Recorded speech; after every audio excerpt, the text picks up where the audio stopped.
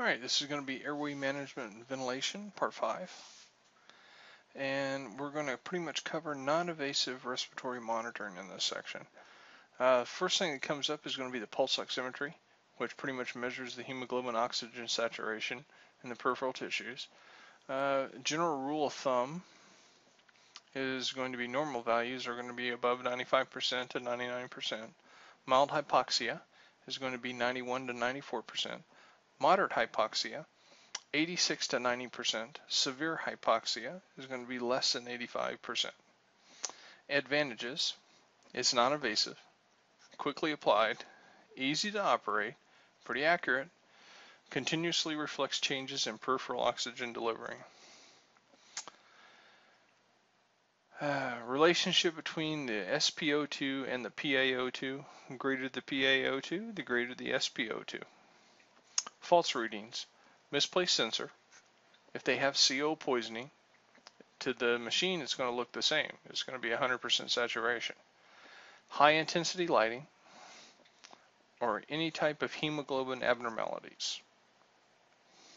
If you only have 50% of the hemoglobin that you should have, and it's at 100% saturated, you still may be hypoxic. Anemia would be in this category here. Capnography, or end-tidal carbon dioxide monitoring.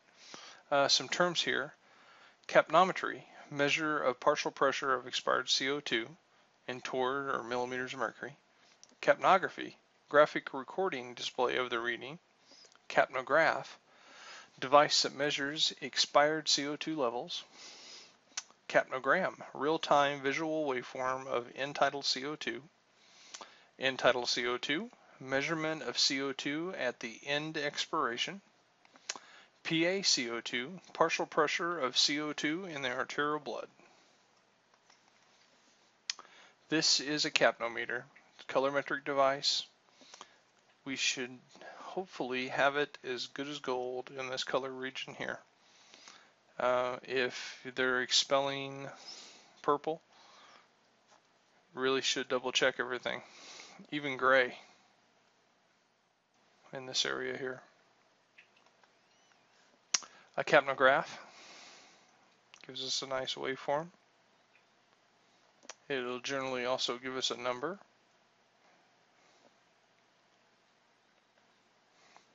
Capnography. Normal end-tidal CO2 is about 1 to 2 millimeters of mercury less than the CO2 in the blood. End-tidal CO2 reflects changes in cardiac output and pulmonary blood, not in ventilation so much.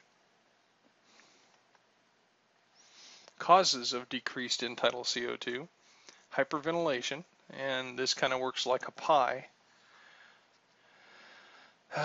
The more oxygen, you're supposed to have about 21%, give or take, but the more oxygen that you have, the more that it displaces the rest of the gases in this pie. So hyperventilation will decrease your end-tidal CO2. Shock, and that's from the precapillary sphincter that has smooth muscle around it that'll shut and decrease the amount of circulation that's occurring at the distal tissues. Pulmonary embolism.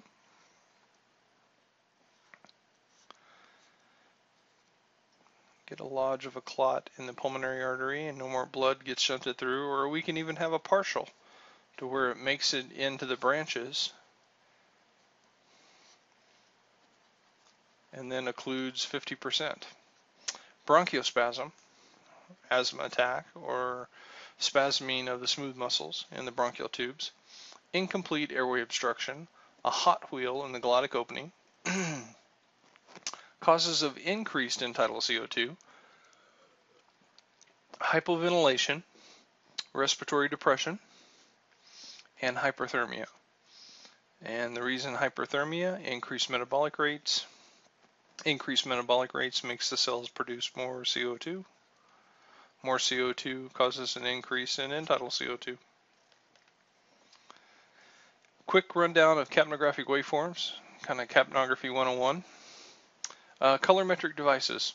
They're pretty much disposable. They detect the hydrogen ions and cause a color change in this litmus paper, manufactured in a protective plastic housing and placed between the vent circuit and the endotracheal tube.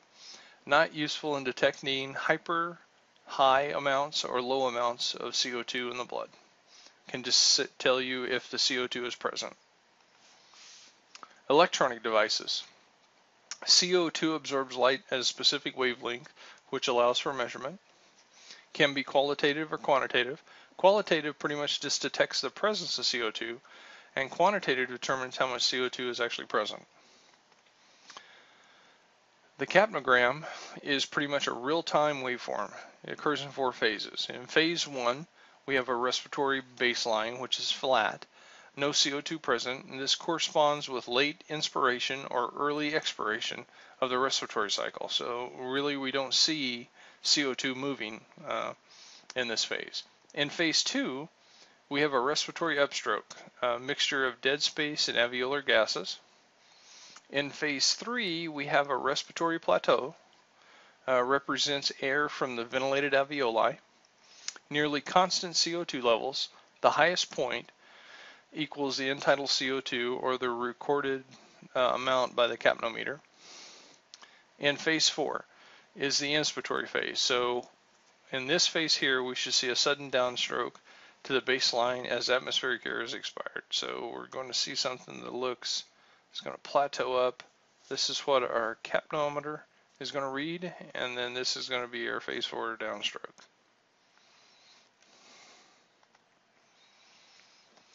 Respiratory baseline, phase 1.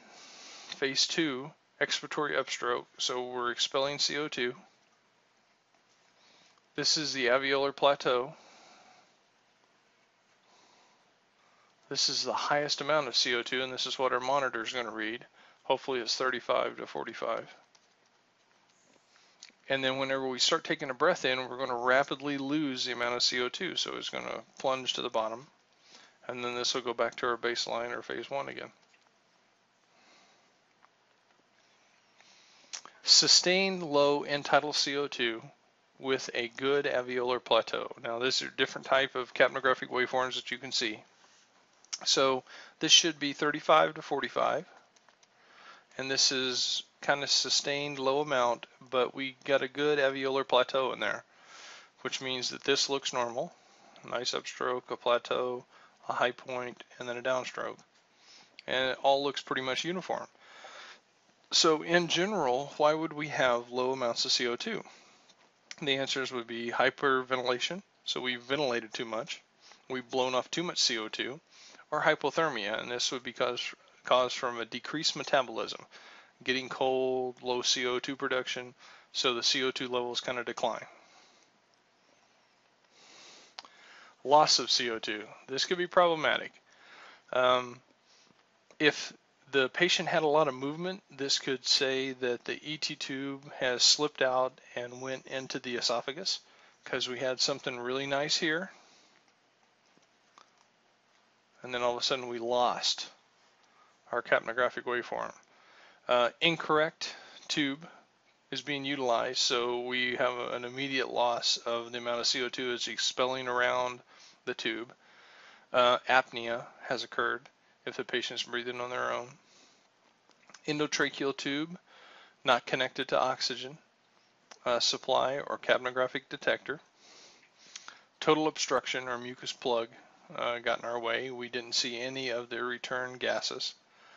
And then either we've those listed above, or we've had a capnographic malfunction. So the machine itself has had a malfunction. Easy way to troubleshoot that is to be sure that everything's plugged in first. And then kind of take a look at the actual device itself. If the patient has been vomiting or there's upper airway secretions, they could clog the tube, and that's why we had an immediate drop off and no more CO2s being produced. Sustained low end-tidal CO2 without any alveolar plateau. Now, we have two versions of this. One of the things that can cause this is a bronchospasm. Most of the time we're going to see bronchospasm that looks like a shark fin. However, if it's really severe, they'll have a decreased amount of end-tidal CO2 and hardly any alveolar plateau. we generally will see them breathing at some point in here. So most of the time it'll kind of drop off very short and abrupt here and kind of make it look like a shark fin. But we can see a nice, if they're having problems getting air in as well, we can see a nice decreased overall low CO2 reading. An incomplete obstruction can also cause this, or mucus plugging. Elevated end-tidal CO2 with a good alveolar plateau, and this is what we're talking about here. Nice flat plateau reading, high point by our capnometer. Hypoventilation, so we haven't ventilated them enough. Again, this should be 35 to 45. And then hyperthermia, pain or shivering. Any of that can increase metabolism and increase the amount of CO2 that the muscles are producing. Exponential decrease in end-tidal CO2.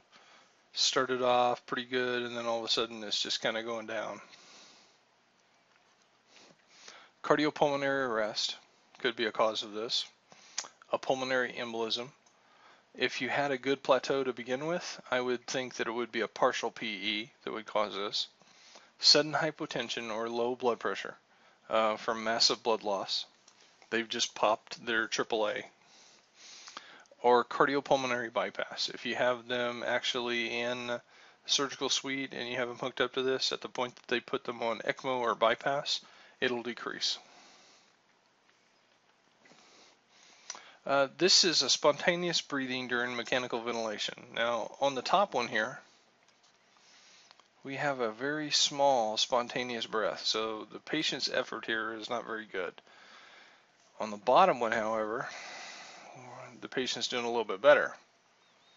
This breath in here looks like it was pretty aggressive, so they had more of a CO2 spike. This is our alternate bronchospasm of end-tidal CO2, and under bronchospasm the lungs are kind of like a roach motel, that air checks in but it doesn't check out.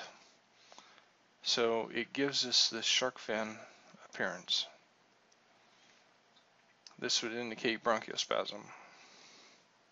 If we'll notice also that we have a fairly low amount, this is because of inadequate gas exchange at the alveolar sac. Cardiopulmonary arrest with ROSC. During cardiopulmonary resuscitation, or CPR, we can have low amounts of end-tidal CO2, but as long as we have a waveform present, we are exchanging gases. At the point that the patient goes into an ROSC, or a return of spontaneous circulation, we'll see a large amount of CO2 return. High point inspiratory phase. So this would indicate the patient has underwent an ROSC during active CPR. An apnea, pretty much the loss of respirations. Things were going great, and then all of a sudden, boom, they just drop off and go to nothing. Hypoventilation, we see a gradual rise in end-tidal CO2. This can be caused from hypoventilation or a rise in body temperature, increasing pain, increased metabolism, increased CO2 production. The clinical applications of end-tidal CO2, obviously the number one thing, or one of the number one things, is confirming the endotracheal tube placement. We have also continuous monitoring of the endotracheal tube placement, and we can look at trends in the non-intubated patients. So we can actually see if they're having a bronchospasm, if they're exchanging gas as well, and we can also evaluate the effectiveness of CPR. This ends part 5. If you have any questions, feel free to contact me. roy.smith@redlandscc.edu or smithr@emsa.net would be an easy way to get a hold of me. Thank you.